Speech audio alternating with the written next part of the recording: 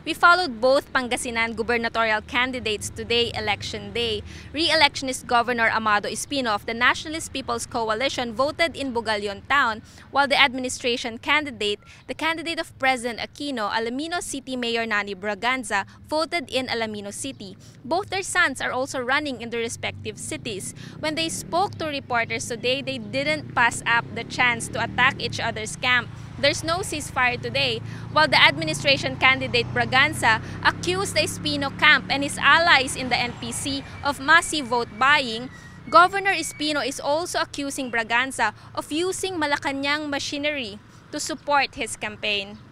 At doon nakita ho namin yung isang van na itim na may nakalagay ho media.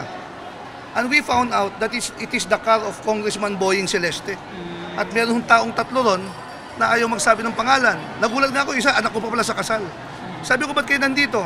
Inutusan ho kami ni Congressman Boy. Anong gagawin nyo rito? Para magmatsyag ng alin? Sabi ko, at bakit may media yung sakyan nyo?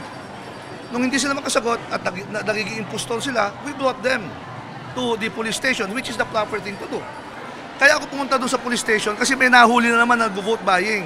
Actually, I must have to say, mabuti nga at eleksyon na kako dahil sa mga nakarang araw nga, matagal na akong taga-Pangasinan talaga ako. Dalas ko, naging commander ako dito. Ngayon ako nakakita ng eleksyon dito, ang dami nakapating na uniforme, bit-bit mga assault weapons.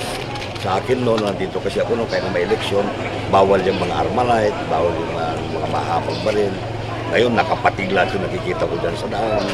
Parang naging war zone ang Pangasinan. Kinakalungkot ko yun. These are government soldiers, these are police officers to ensure peace ng election dito po sa ating lugar.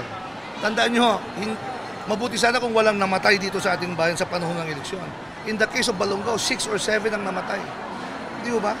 In the case of dito po sa 1st District noong December, namatay ho yung mayor dito. Sitting mayor. Period of election ho yun Barring machine problems, both camps expect the results to be out midnight on Monday or early morning Tuesday. This is Carmela Fonbuena, Rappler, Pangasinan.